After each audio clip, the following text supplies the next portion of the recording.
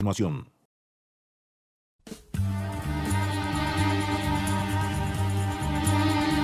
Tu pueblo es mi pueblo que sufre y trabaja. Tu pecho es mi pecho que siente y que ama. Tu sangre es mi sangre, tu selva es mi playa. Tu lucha es mi lucha por ser siempre nada. Tu puerto es mi puerto de barcos piratas. Y somos muñecos de aquel que nos paga con unas mentiras, monedas baratas, sembrando pobrezas, bandecas en cabeza.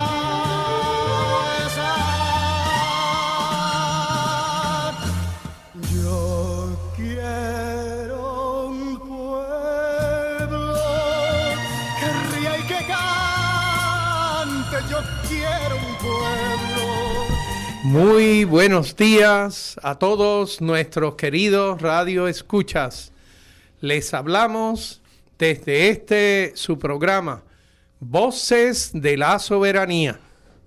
El programa Voces de la Soberanía es auspiciado por la Convergencia Nacional Boricua, CONABO, y les habla uno de sus moderadores, Carlos Ulises Pavón Ortiz.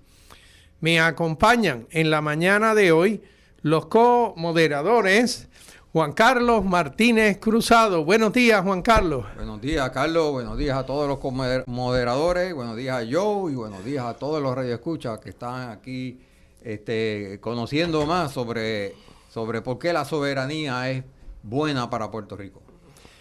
El otro co-moderador es Abigail Rivera. Buenos días, Abigail. Buenos días a todos. Esperamos que podamos trabajar un programa para que nos sigamos enterando de las cosas que debemos ver primero que otras. Ver lo importante y trabajar en que eso se pueda lograr en este año. Para beneficio de Puerto Rico. Eso es así. El otro co-moderador, el doctor Agustín Irizarry Rivera. Buenos días, Agustín. Buenos días a todos. Buenos días. El objetivo de este programa es educar al pueblo sobre la valía y los beneficios de la soberanía para Puerto Rico. Tenemos un par de anuncios. Número 1, lo que es nuestra dirección electrónica. voces.soberania@gmail.com voces.soberania@gmail.com. A esta dirección nos puede enviar sus comentarios, sus preguntas, sus sugerencias, sus críticas, y nosotros le prestamos atención en programas subsiguientes. Durante el programa mis dedos no son tan rápidos, así que no logro hacer dos cosas a la misma vez. Nuestro otro anuncio tiene que ver con el programa que sostiene el Movimiento Diálogo Soberanista todos los sábados también a eso de la 1:30 de la tarde por la cadena Radio Isla. En esta zona el programa se escucha a través de FM 93.5, creo que es el cuadrante. Así que usted puede tratar de escuchar ese programa y allí algunos de nuestros compañeros del Movimiento Diálogo Soberanista también han tenido la oportunidad de estudiar problemas y situaciones de Puerto Rico que merecen ser comentados y sugeridos a través de nuestras ondas radiales. Y nuestros compañeros, como están en la zona metropolitana, tienen acceso a una cantidad de recursos humanos que en ocasiones nosotros pues no podemos tratar de contactar. Sobre los temas del día, continuamos nosotros nuestro análisis de las llamadas plataformas de los partidos, que más que plataformas son propiamente programas de trabajo o propuestas de trabajo de los partidos sobre temas que nos parecen hemos escogido un subconjunto de los temas incluidos en esos programas de trabajo y estamos discutiendo lo que sería el detalle de la salud.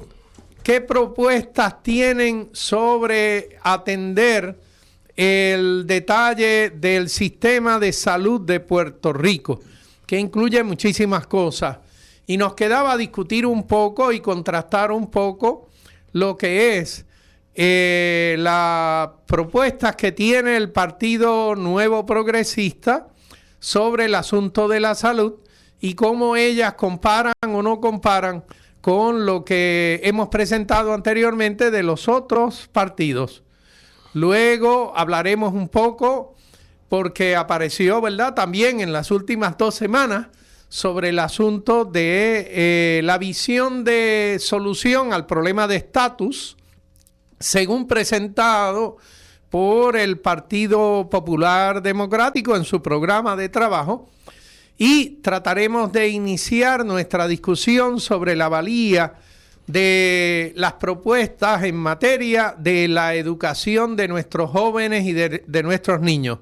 Pero si empezamos con la primera, es posible que lleguemos a la tercera. Así que vayamos al asunto de la salud. Juan Carlos, tú tienes la batuta. Sí, bueno, inicialmente nosotros discutimos las propuestas de la alianza, ¿verdad? Que está promoviendo un seguro universal de salud. Posteriormente hablamos del programa del Partido Popular Democrático para este año que salió, ¿verdad? Está con más tiempo en el 2024 que en el 2020. Y ahora, el domingo pasado, pues salió el programa de gobierno del Partido Nuevo Progresista y podemos por fin comenzar a hablar algo sobre ese programa del año 2024. En cuanto a salud se refiere, el Partido Nuevo Progresista pues no está proponiendo un seguro universal de salud, básicamente es lo mismo que tenemos, ¿verdad? Y tratar de mejorar algunas partecitas. Lo que más me llamó la atención de esta propuesta es la parte que tiene que ver con el centro de trauma en Río Piedras.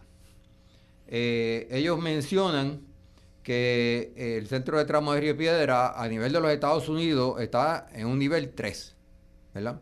Y que ellos quieren llevarlo a un nivel 1, eso en cuanto a calidad. Y para hacerlo van a establecer una corporación pública nueva.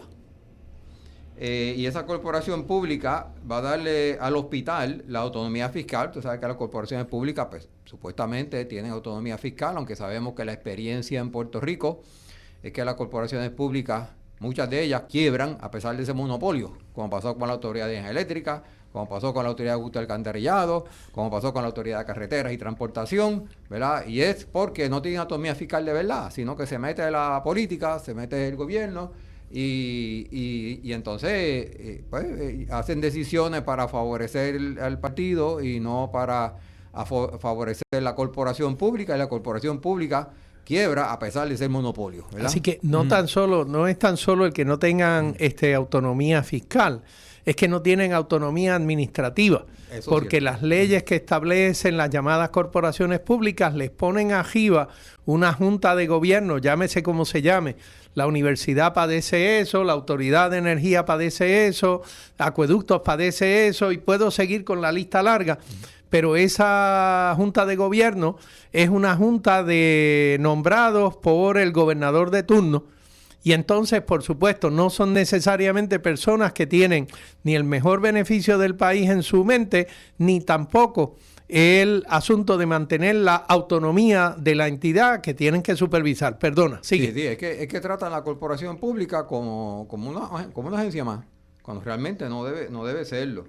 Y cuando yo vi esto, pues me levantó una bandera, porque si lo hubiera estado diciendo otro partido, pues quizá podía creerlo, pero en el Partido Nuevo Progresista, pues no es. Y de hecho, más adelante, un poquito más adelante, dice lo siguiente: estableceremos una línea directa entre el Consejo del Centro de Trauma, que es el que va a estar dirigiendo esa corporación pública, y la Fortaleza, para apoyar las gestiones a favor de esta certificación y eliminar las barreras burocráticas. O sea, va a haber una conexión directa entre esa corporación pública y la fortaleza. Eso te está diciendo que la corporación pública no va a funcionar como una corporación pública, va a ser otra agencia más, sujeta a los deseos, ¿verdad?, de la fortaleza y de la presidenta del partido. Uy, eso llamaría un poquito de miedo si a mí me toca ir al centro médico y ahora alguien del centro médico se comunica con la fortaleza de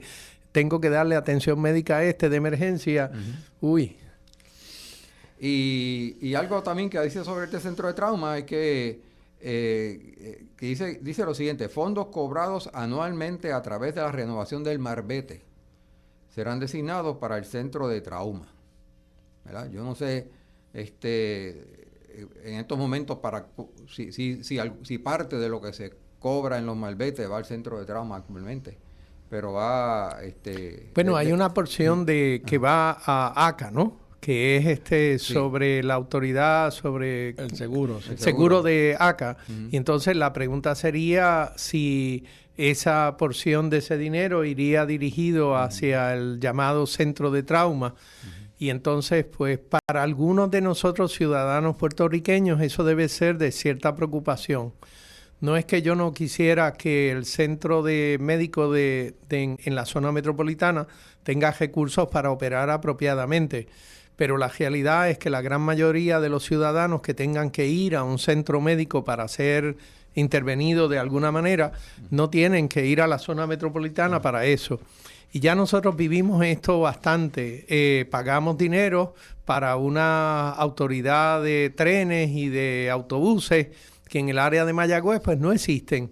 Así que nosotros pagamos una cantidad de impuestos que no rinden servicios para nosotros.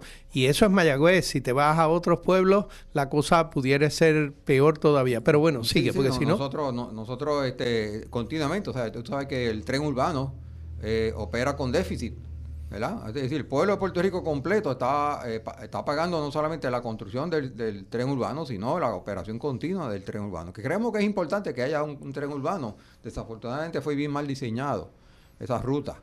Pero la realidad es que yo, y estoy seguro que usted, está pagando impuestos para la operación del tren urbano, y por lo menos yo jamás me he montado ni una sola vez. Y estoy seguro que hay muchos mayagüezanos que nunca se han montado tampoco. Por accidente, una vez pasé por un lugar donde estaba el estacionamiento para montarte en el tren, pero eso es por puro accidente. Yo tampoco jamás me he montado en el bendito tren. Sí. Bueno, y entonces lo otro, hablando, ¿verdad?, de las diferencias entre Mayagüez y San Juan y las diferencias con que nos tratan, me llamó la atención que, a pesar de que de este asunto del centro de trauma del centro médico tiene amplia exposición en la propuesta de salud del PNP, no se menciona el centro de trauma para Mayagüez en ningún sitio. Y me llama la atención porque hemos escuchado, ¿verdad?, a la candidata a la alcaldía de Mayagüez por parte del PNP hablando muchísimo del centro de trauma y que ellos van a traer el centro de trauma acá a Mayagüez, pero en el programa de gobierno no aparece ni por los centros espiritistas. Oye, Juan Carlos, y el asunto de algo que ellos llamaban en el 2020 la ciudad médica, ¿volvió otra vez a aparecer en el llamado plan de trabajo? No hay tal cosa como ciudad médica, eso que era una extensión del llamado centro médico en la zona metropolitana, a algo que ellos ya iban a llamar una ciudad médica. Así que, en realidad, ni en el cuatrenio presente ni en el cuatrenio futuro van a hacer nada al respecto de eso, que era... Sí, o sea, le pasó lo mismo que le pasó a la estadidad en el programa de gobierno del Partido Republicano de los Estados Unidos, ¿verdad? Existía y ya no existe. Ya no existe. Existía, no se hizo y ahora la sacaron del programa. Oye, y entonces el asunto de la supervisión de los planes médicos, de las aseguradoras, ¿hay algo en ellos que hablen de cómo fiscalizar o reclamarle que tienen que cumplir mejor o algo al respecto? Hay algo al respecto. Dice, estableceremos una unidad de fiscales dentro del Departamento de Justicia, dedicada exclusivamente a los asuntos que afecten la prestación efectiva de servicios de salud al paciente. Y dice, apoyaremos los esfuerzos de la Procuraduría del Paciente mediante la creación de una unidad de fiscales dentro del Departamento de Justicia dedicada exclusivamente a los asuntos que afectan la prestación efectiva del servicio de salud del paciente. Y esto, cuando lees un poquito más, te das cuenta que tiene que ver con las aseguradoras y también con los proveedores de salud. Las demandas que puede haber en relación a eso. Ven acá, ¿existe un procurador de la salud ahora mismo en Puerto Rico? El procurador del paciente. ¿Del paciente? Sí. ¿Existe un procurador? Existe un procurador del paciente. Porque sí. yo no recuerdo haber escuchado algo sobre ese procurador durante los pasados años. Así que lo despertarían, me imagino, ¿no? Para que haga algo. Bueno, es interesante porque yo tuve una vez un problema muy serio con una aseguradora que no quiso pagar algo que tenía que pagar. Y lo pude resolver, pero no fue a través de la Procuraduría, fue a través del Comisionado de Seguros. Esos fueron los que hicieron el trabajo. Entonces, no sé por qué ahora esto lo van a hacer a través del Procurador del paciente. Pero existe un Procurador del paciente, sí, de la Procuraduría del paciente.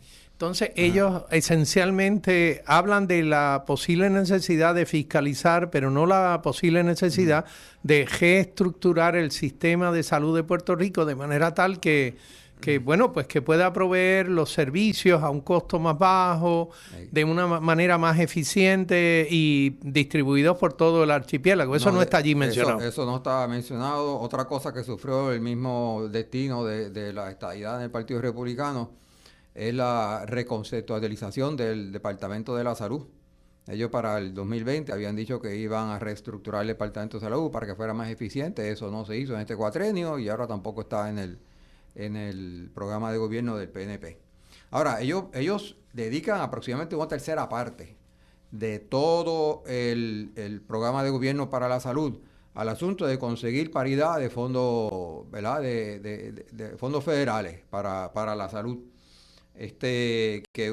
Bueno, es una admisión de que Jennifer no consiguió lo que decía que iba a conseguir, ¿verdad?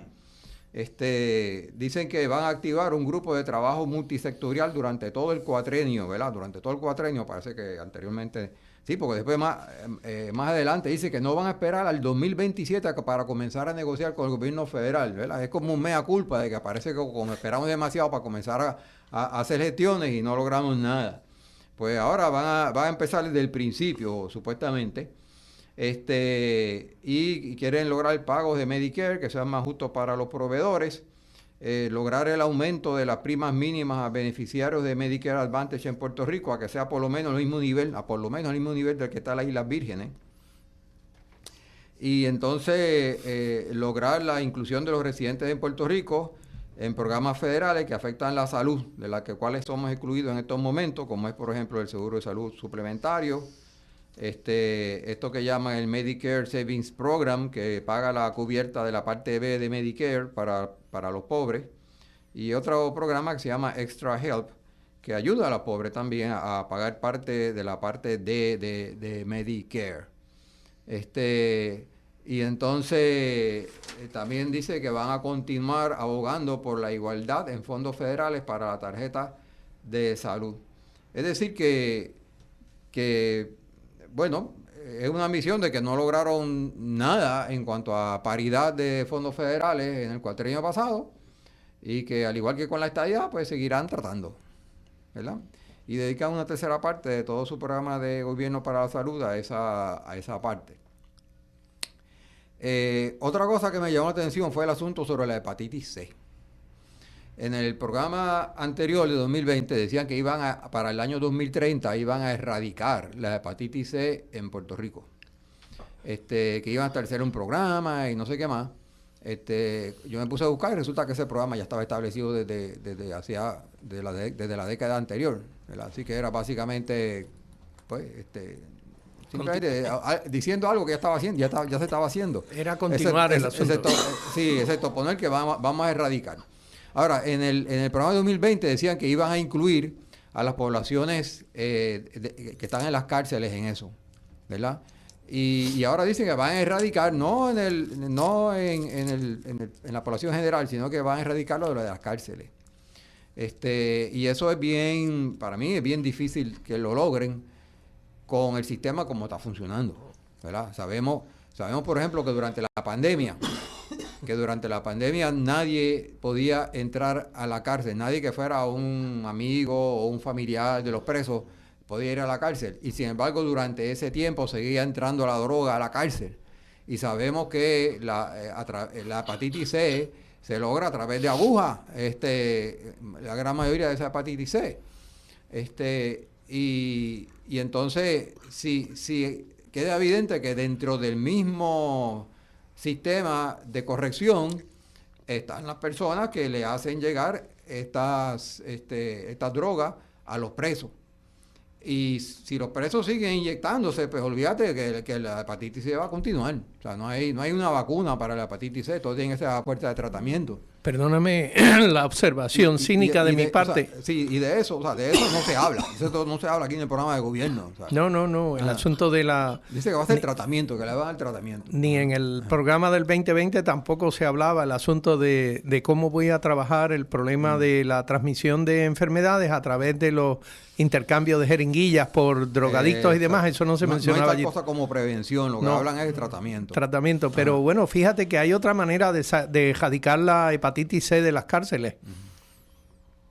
Tú sacas los presos de las cárceles y ya no hay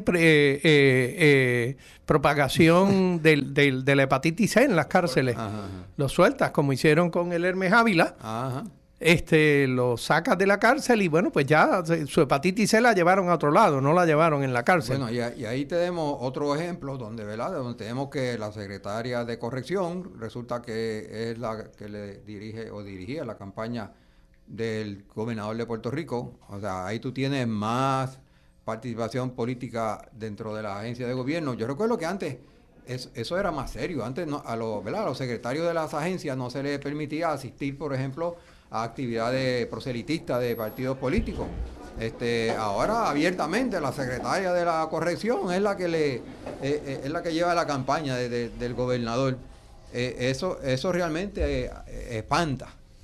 Y nos confirma que la situación dentro del sistema de corrección es absolutamente sesgado hacia los intereses de un partido político, y eso tiene que preocuparnos a la luz de lo que hemos visto recientemente en la Comisión Estatal de Elecciones.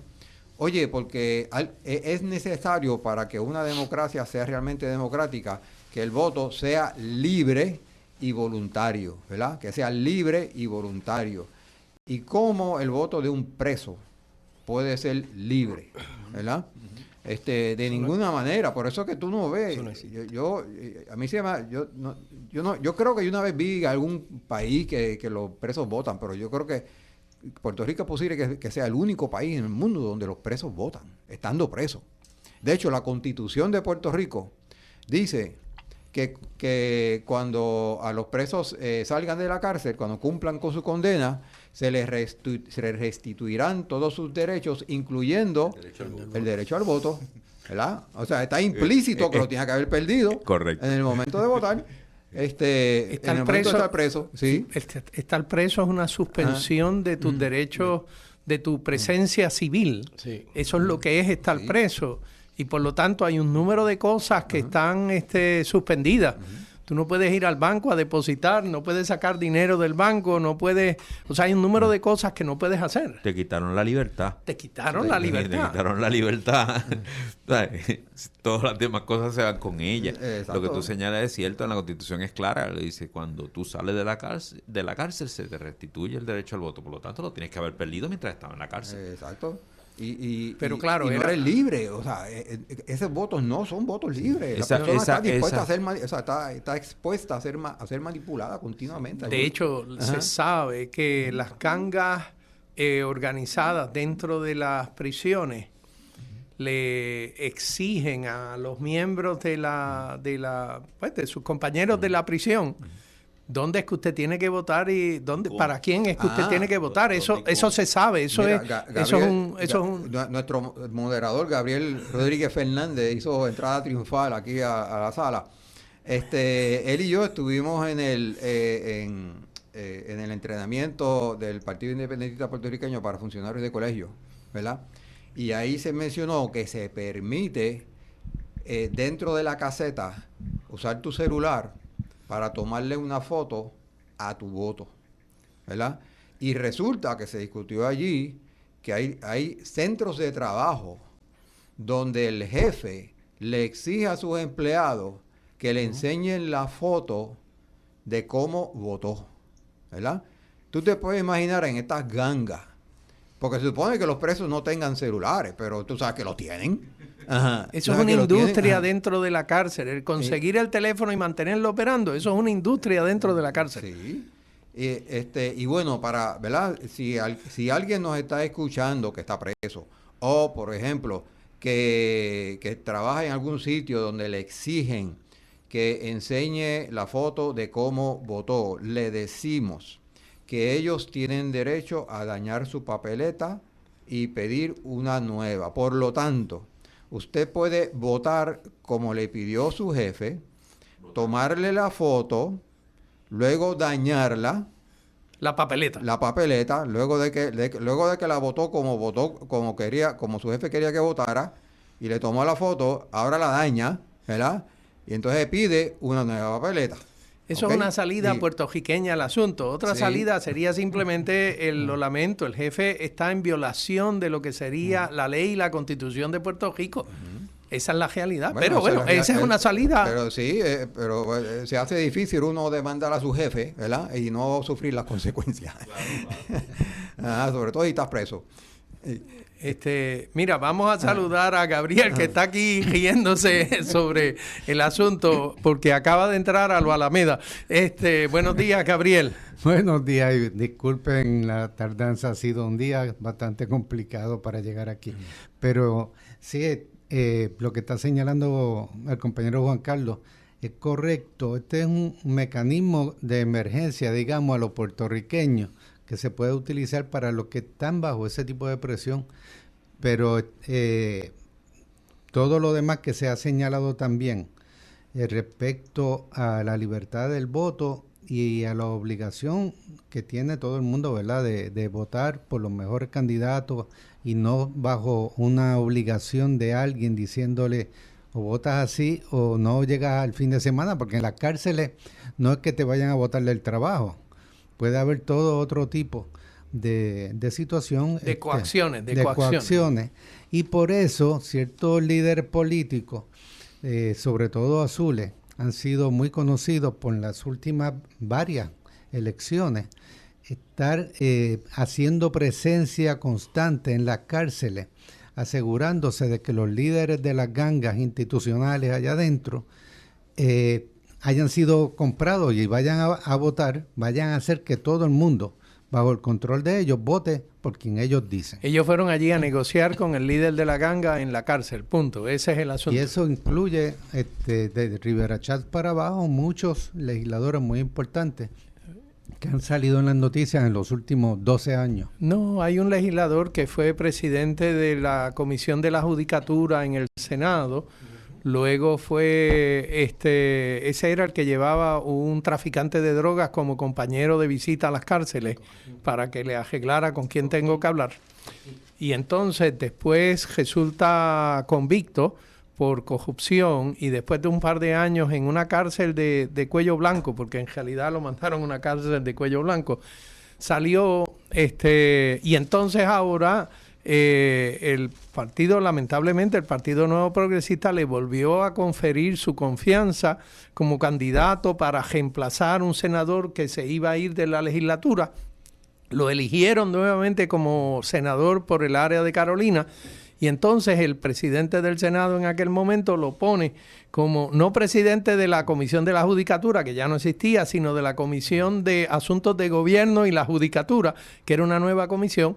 Y ese senador de apellido Martínez volvió otra vez al Senado, a la legislatura de Puerto Rico. Así que el problema de las cárceles y la manera de cómo se coaccionan los votos en las cárceles entre los presos es un problema muy serio que heredamos precisamente por culpa de un gobernador del Partido Nuevo Progresista, que era Carlos Romero Barceló, en 1980.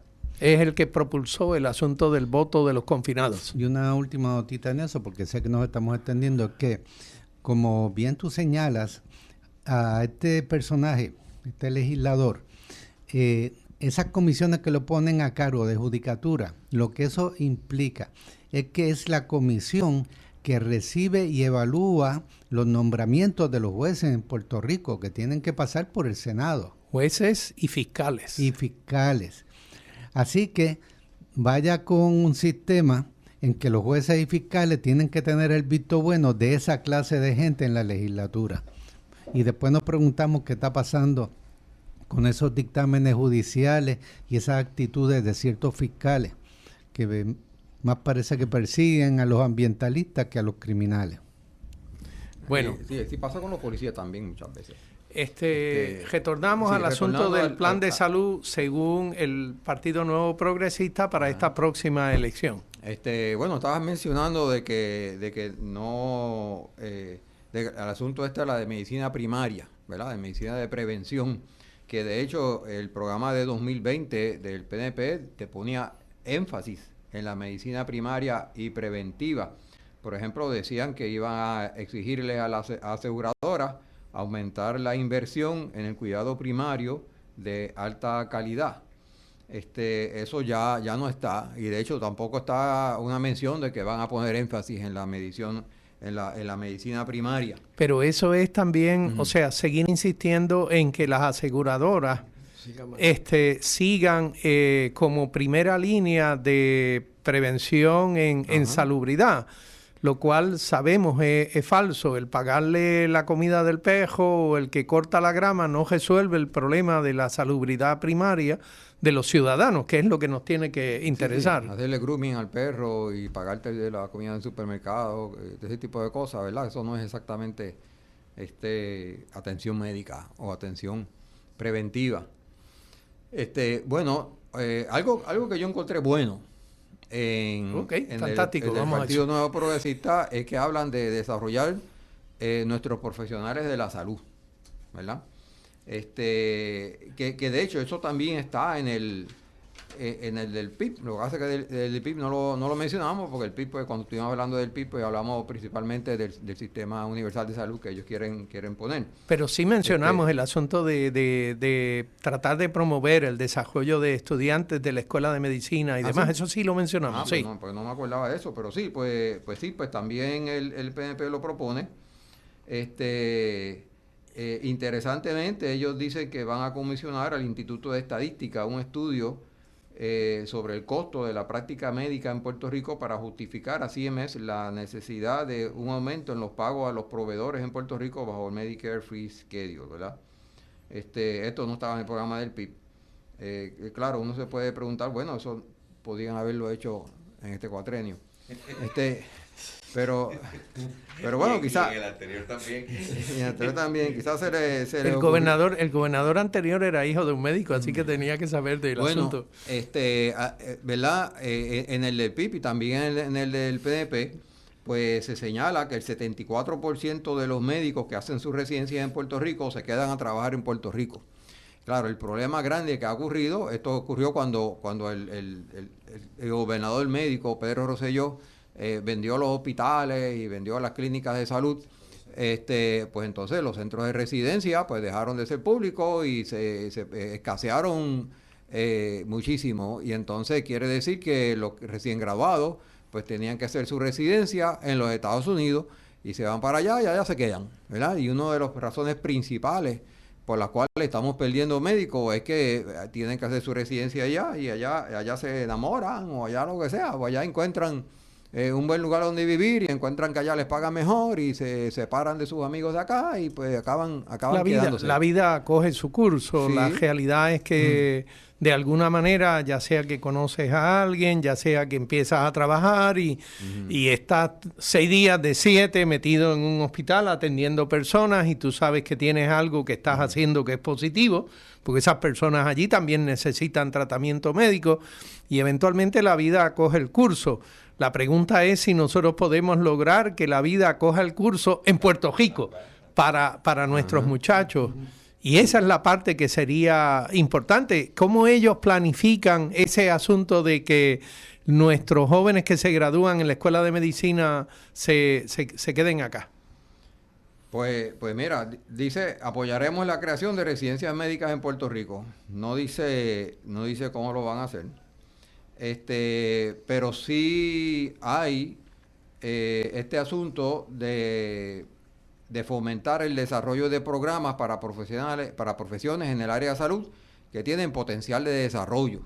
Que eso de hecho también estaba en el PIB. Pero el potencial de desarrollo es el asunto ese del turismo médico, porque desde el 2020 ellos están haciendo el cuento del turismo médico. Bueno, aquí no mencionan turismo médico, aunque lo mencionaron en el 2020, pero aquí no mencionan turismo médico.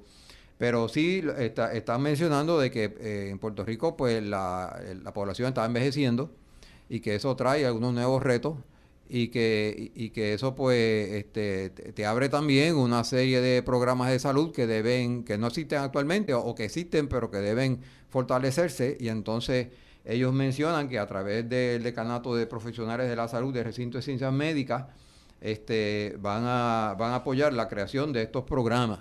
El programa de gobierno del PIB también menciona de hacer nuevos programas para profesionales de la salud que estén más relacionados a una población envejeciente.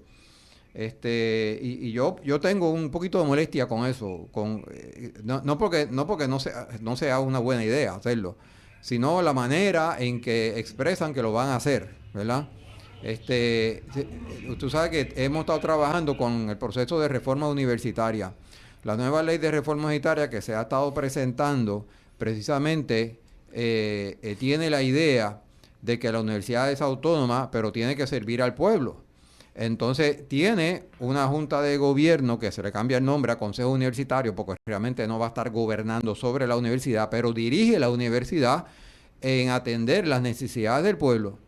Y ese Consejo Universitario, cuya mayoría de miembros es nombrado por el gobernador con el consejo y consentimiento del Senado de Puerto Rico, tiene un conocimiento sobre el programa de desarrollo del país, sobre la política pública del país, y busca que la Universidad de Puerto Rico esté alineada con esa política pública.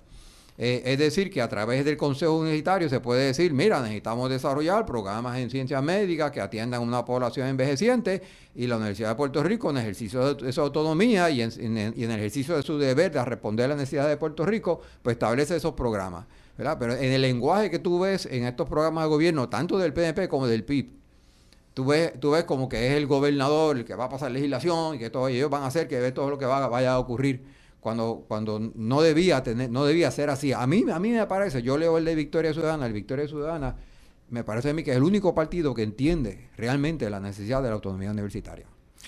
Me parecería que el detalle de por ejemplo, de las residencias médicas, en realidad no es el gobierno quien las determina, las determina los médicos que han de establecer una supervisión de los estudiantes médicos que van a practicar en el hospital y a desarrollar sus habilidades sobre lo que sea la especialidad. Así que no es una cosa que tú atejizas, que tú propones y ahora aquí va a haber ahora una residencia en gerontología. Eso no funciona así. Las cosas tienen que ser académicamente probadas. Estamos en el siglo XX, no en la Edad Media. Y lamentablemente algunos políticos parece ser que miran la vida desde esa perspectiva de la Edad Media, donde yo le doy la instrucción aquí, usted viene aquí a darse tratamiento médico, pero eso no funciona de esa manera. Y lo mismo con el asunto del desarrollo de programas académicos. La actual candidata a gobernadora del Partido Nuevo Progresista, cuando estaba en los últimos meses en la presidencia de la Cámara de Representantes, promulgó una ley y logró que se la aprobaran, que era para desarrollar un programa sobre asuntos de género y asuntos de la mujer. Y era un programa atejizado. O sea, ahora la Universidad de Puerto Rico en Río Piedras tiene que tener este programa y aquí está la ley que los obliga a ustedes a hacer esta cosa. Lo lamento, eso no funciona así. Las personas necesitan tener una serie de cursos y de personas que pueden hablar de esto de una manera informada y que realmente produzca algo útil. No es un asunto de que yo hago una determinación desde arriba y ahora el resto del mundo se tiene que alinear según yo digo. Eso no funciona así, esto no es un ejército. La educación es una cosa que requiere pensamiento, inteligencia y buena voluntad de dos lados, del estudiante y de los que lo van a enseñar. No es mandar a hacer un cuadro. no es pintarme una palma. Eso no funciona así, no es un adorno. Tiene un propósito, tiene que tener los recursos entrenados para poder alcanzar los objetivos que se le definan a ese programa. Mira, hacer eso toma tiempo. Si tú no tienes ya organizada a la gente, si no tienes programas que se parecen, que tú puedas decir, bueno, pues de este programa hay un recurso que está disponible, porque si está dando otras clases no está disponible. Para yo armar un programa y arrancar un programa, tienes que buscar la gente, tienes que entrenar la gente. Eso toma tiempo. Tú no consigues un profesor de la disciplina X, coge un teléfono y lo llama, sí, pero esa persona está ocupada. Moverlo y traerlo a otro sitio para hacer otra cosa, pues... Sí, usualmente tienes que reclutar. Tienes que reclutar o tienes que mandar a alguien a estudiar, incentivar que hayan estudiantes que se motiven a estudiar. Por eso todo demora años. Y así se puede construir un programa, pero va a tomar tiempo. Entonces no puedes estar cambiando de opinión cada 3 años, cada 4 años, ahora voy a hacer otra cosa, pues entonces no haces nada. Exactamente, y eso ha estado pasando mucho en la Universidad de Puerto Rico, que anteriormente tenía, en el recinto central de Mayagüez, tenía este programa de enviar de sus mejores estudiantes que se habían graduado a los Estados Unidos o a algún otro país a hacer su doctorado en su área y luego regresar.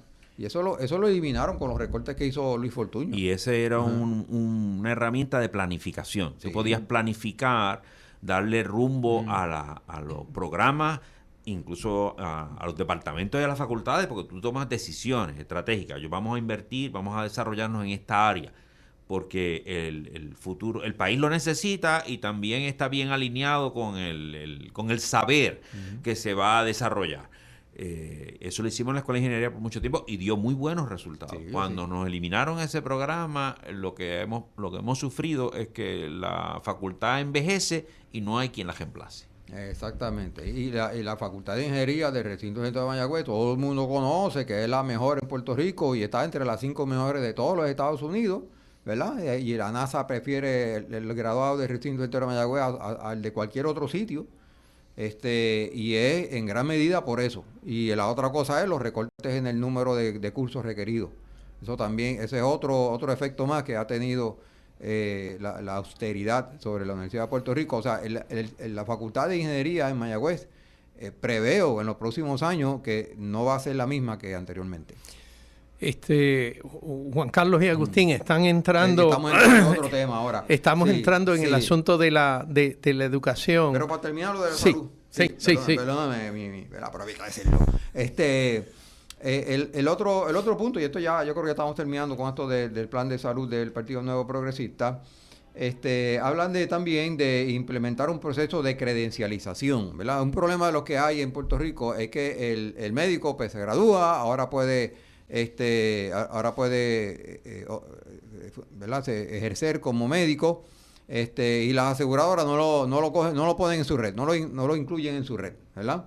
De hecho, aunque sea un médico practicante con oficina privada, las aseguradoras te tardan años antes de decirte, ahora te voy a reconocer para que puedas utilizar, para que puedan tus pacientes utilizar mi seguro en tu oficina. Exactamente. Y tardan años antes de conseguir ese tipo de credenciales, de nexos entre la aseguradora y el médico actualmente. Pues fíjate, y sin eso no pueden sobrevivir económicamente, porque si no pueden tener acceso a los pacientes que tienen un plan médico, porque no lo pueden recibir a menos que estén pagando privado, pues el nuevo médico que se enfrenta a eso termina yéndose del país, que es lo que se ha estado señalando. Una de dos cosas: o se afilia a trabajar junto con un médico que ya tiene la oficina,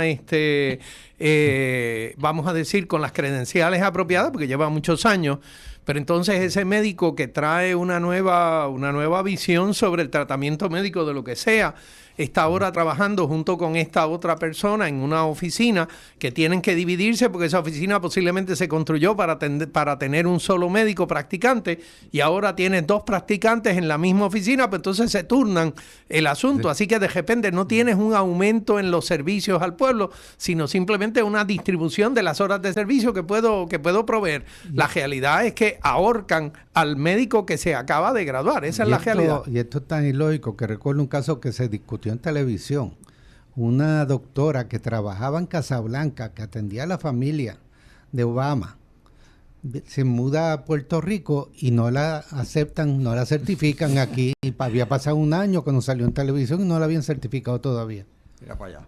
Pues este asunto lo atiende el Partido Independentista en su programa de gobierno. Dice: todo profesional de la salud debidamente licenciada automáticamente cualificará para ser proveedor de los asegurados del servicio del Seguro Nacional de Salud, ¿verdad? Como va a haber un seguro universal, pues el que es público, pues automáticamente ya cualifica, así que ese no va a sufrirle hambre en lo que espera que las aseguradoras que van a seguir existiendo bajo el programa del PIB lo acrediten. Sí, bajo el PIB las aseguradoras todavía siguen existiendo. Lo único que no sería, ¿verdad? Sería para suplementario, de forma suplementaria. El plan universal. Exactamente. Entonces, dice que en el caso de las aseguradoras privadas se va a legislar, este es el del PIB, se va a legislar para acelerar y flexibilizar el proceso de contratación que pueda durar hasta un año, o prohibir que se restrinja injustamente la contratación de nuevos profesionales. Que ese proceso de validar debe ser solamente uno, centralizado y eficiente. Esa última parte se parece bastante a la del PNP, que dice que ellos van a implementar un proceso de credencialización que sea eficiente, rápido y uniforme. Que cada aseguradora tiene un proceso distinto y que tienen que ser ¿verdad? Y que tienen que ser iguales. Así que en esa parte, ¿verdad? Se aparecen. La diferencia principal es que la del PIB pues tiene un seguro nacional de salud, que ahí van a entrar automáticamente. Ajá. Eso de que existan las aseguradoras privadas, a pesar de que haya un seguro universal fuerte, es común. En Europa eso es bien común. Cuando yo fui de sabática a España, uno de los requisitos cuando me dieron la visa de estudiante, fue la visa de estudios que me dieron para que fuera, era que tenía que coger un plan de salud privado. Me imagino yo que tienen la visión de que si tú vienes con recursos, pues no debes usar el plan que sostienen los que pagan contribuciones, ¿verdad? Sino que tú pagues tu propio plan. En la práctica no funcionaba así. Yo llegaba y le enseñaba la tarjeta del plan privado y la gente del hospital me decía: no se apure, eso está cubierto acá por lo básico, y terminaban no cobrándole al plan privado. Preferían el plan público, pero sí me lo pedían. Así que sí hay un espacio para que existan las aseguradoras privadas, aun cuando haya un plan universal sólido. Yo creo que eso tiene ciertas ventajas para el paciente, porque por un lado el plan único significa que el médico a lo que tiene que preocuparse es el asunto de cómo voy a trabajar tu dolencia, tu enfermedad. Tengo que diagnosticar este asunto razonablemente bien. El estarme preocupando de cuál es el código. Si usted mira, hay médicos que tienen una plantilla que tiene 3 pies por 2 pies en el escritorio, donde usted lo va a ver, y esa plantilla tiene un número de fotografías y códigos numéricos para cada una de un número de posibles enfermedades. Un menú de enfermedades. Un menú de enfermedades. ¿Cuál de estas es la que yo creo que te puedo asignar de manera tal que te paguen o no te paguen el asunto? Pero a la misma vez tengo que estar preocupado de si ahora, cuando yo te diagnostique esta cosa y te recomiende estos exámenes de laboratorio, esos están consistentes con lo que es el asunto, porque las aseguradoras pues van a quejarse de cualquier cosa donde ellos tengan que pagar.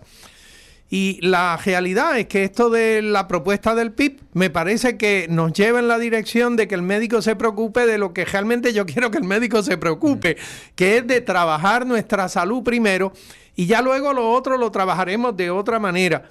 Y el asunto de que las aseguradoras sean más bien seguros complementarios para casos de otras cosas de mayor gravedad, pues eso se pudiera casi entender. Así que, y parece ser que, como nos dice Agustín, pues eso tiene ciertas ventajas que se han probado en muchos otros países del mundo. Bueno, pues entonces parecería que la visión del Partido Nuevo Progresista está un poquito atrás, pero parece ser que a ellos lo que les interesa es el asunto de continuar con el llamado status quo, en lugar de brincar a lo que podría ser beneficio de nuestro país. Segundo tema era el asunto de lo que aparece del estatus en la plataforma o en la propuesta del Partido Popular Democrático, que aprobó sus propuestas de programa de trabajo hace 2 fines de semana atrás. Pues fíjate, estaba pensando yo, en ningún país que yo conozco se habla de que queremos ser Estado de los Estados Unidos, o de que queremos entrar en una libre asociación con los Estados Unidos. Aquí tenemos ese tema porque somos colonia, es la única razón. Y eso, esta mañana yo pensando sobre eso, me recordó en verano, yo estuve en la República Dominicana y estaba hablándole a unos compañeros allí sobre la corrupción que había en Puerto Rico y que pasaba con el PNP. Tú fuiste a dar una conferencia en la República Dominicana y entonces luego, pues, en las tantas cosas, estabas hablando con tus colegas. Con colegas allá. Y hablando con ellos así, de forma informal, ¿verdad? Y le estaba hablando de toda la corrupción y entonces... Y salía que eso era todo bajo el PNP, lo que estaba pasando en todo momento. Y entonces me preguntan, pero ¿y por qué lo siguen eligiendo? ¿Verdad? Y bueno, es que en Puerto Rico prefieren la estadidad y es el partido de la estadidad, ¿verdad? O sea, nosotros como somos colonia, queremos ser Estado. Y como queremos ser Estado, tenemos un gobierno corrupto, ¿verdad? Es decir, porque somos colonia, tenemos un gobierno corrupto, ¿entiendes? Entonces, te das cuenta de la importancia de la soberanía. Si tuviéramos una verdadera soberanía, no tendríamos, bueno, podríamos tener un gobierno corrupto, porque eso pasa también, sí. Pero no estaríamos amarrados a un gobierno corrupto. No, tendríamos nuestras propias reglas para trabajar el problema de la corrupción. Sí. O sea, todos los países tienen que trabajar el problema de la corrupción. No existe un país que no tenga corrupción. Unos más y otros menos. El problema es que nosotros tengamos herramientas para trabajar ese problema de la corrupción.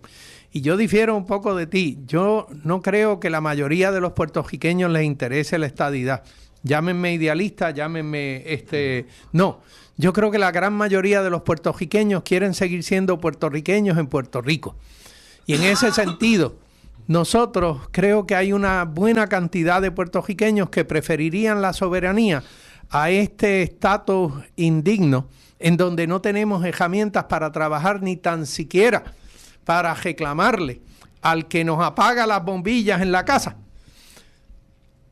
que nosotros merecemos un trato digno, justo y que estamos pagando por ese trato. La realidad es que yo creo que la gran mayoría de los puertorriqueños prefieren el asunto de la soberanía. Pero bueno, sigamos con el asunto del estatus. Quiero reforzar el punto que tú estás haciendo, porque es que la realidad siempre es complicada. Y aquí tenemos un sistema electoral y un sistema de partidos dominantes que ha ido quitándole las ganas a la gente de votar. Ya más de la mitad de la población no está yendo a votar. Y los que están yendo a votar están sometidos a un sistema electoral que ha sido también progresivamente corrompido por este mismo gobierno, el sistema PNP. Básicamente los populares simplemente han estado de acuerdo con que se dañe el sistema, pensando en que ellos puedan aprovechar también los cambios que ha ido introduciendo el PNP, cosa que no le ha funcionado. Y ese sistema corrupto electoral favorece ciertos resultados. Eso es lo que hemos estado viendo en estos últimos meses. Noticia tras noticia que señala cómo el control que tiene el PNP del sistema electoral en los últimos 8 años, sobre todo, pues les da el control, no importa que la mayoría del pueblo en realidad está en contra. Esto de que el gobernador sacó 33% de los votos, es 33% de la cantidad que votó, que fue poco más del 40%, 45%. Y con esa minoría ellos se mantienen en el poder porque ese es el sistema que construyeron para mantenerse en el poder. Por eso el nuevo código electoral de Rivera Schatz hablaba de partidos propietarios del sistema electoral. Literalmente eso fue lo que crearon. Y entonces parte de la corrupción en ese sistema nos lleva a estos plebiscitos amañados que han hecho, sobre todo este último en el que supuestamente 52% votó a favor de la estadidad, que sería del argumento que respaldaría tu punto, Juan Carlos. Yo creo que eso es falso. Ellos detuvieron el conteo de los votos del plebiscito a las 8 de la noche, el día de las elecciones, cuando los números estaban saliendo en 52-48. Y eso es lo que han estado publicando, pero todos los demás resultados electorales que se anunciaron a esa hora cambiaron en las siguientes 2 semanas y nadie revisó el 52-48. Así que ni siquiera en lo limitado de la participación electoral que ha habido y en el control que tiene el PNP del sistema electoral, ni siquiera eso verdaderamente da fundamento a esa impresión de que aquí la mayoría de la gente quiere la estadidad. Yo creo que Carlos tiene toda la razón. La mayor parte del pueblo, la gran mayoría, quiere seguir siendo puertorriqueño, y sobre todo cuando se dan cuenta que la estadidad es la asimilación y es la desaparición del pueblo, menos todavía los respaldan. Bueno, yo creo que en gran parte eso es. O sea, yo creo que es que hay muchos estadistas que no saben que la estadidad significa dejar de ser puertorriqueño, ¿verdad? Que quieren estadidad, pero no saben qué es lo que quieren. ¿Sí? ¿Es real? Lo complica. Bueno, pues sobre el estatus que está promoviendo, de acuerdo a lo que dice, yo lo veo contradictorio. El Partido Popular Democrático dice que van a buscar una relación permanente con los Estados Unidos, fundamentada en el consentimiento del pueblo de Puerto Rico. Y te dice que ese estatus va a ser un estatus no colonial, no territorial, y que cualquier cambio a la relación deberá contar con el consentimiento del pueblo de Puerto Rico, ¿verdad? Entonces quiere decir que puede haber un cambio. Y si hay un cambio, pues entonces no es permanente, ¿verdad? Entonces ahí tú ves esa contradicción. No puede ser permanente si puede haber un cambio. Pero bueno, ellos dicen que puede haber un cambio, pero que es permanente. ¿Eso no será que están usando palabras que han usado en décadas anteriores en una nueva oración, pero las palabras permanentes, de acuerdo mutuo, de consentimiento mutuo, todo esto lo han hecho anteriormente, pero en realidad lo que están diciendo allí es que lo que les interesa es mantener el estatus actual de colonia, y que no les interesa en lo más mínimo salir del estatus actual, independientemente a que el estatus actual sea un problema que tiene muchas ramificaciones para nosotros. Bueno, y entonces dicen que a los puertorriqueños se les reconocerán los mismos derechos y deberes que el resto de los ciudadanos americanos que viven en los Estados Unidos continental. Entonces, si tienen los mismos derechos y deberes, pues vamos a tener que pagar impuestos federales.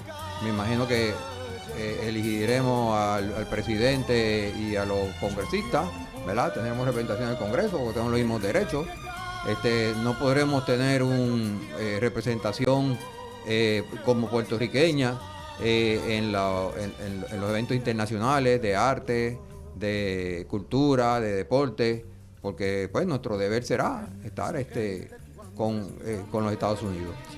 Hemos llegado al final de nuestro programa y agradecemos su audiencia. En nuestro próximo programa continuaremos con esta discusión sobre la parte del estatus de los diferentes partidos y además entraremos en el asunto de la educación. Mientras tanto, nos despedimos aquí en Voces de la Soberanía, la Convergencia Nacional Boricua, y hasta el próximo sábado. Buen día para todos.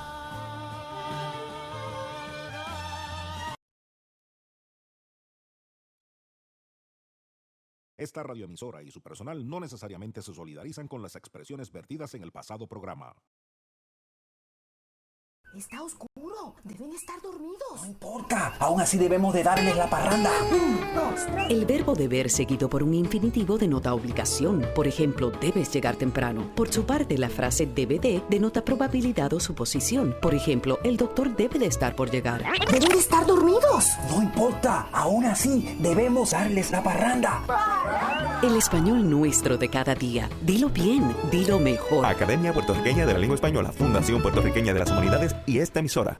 Oye María, ¿cómo estás? Chica,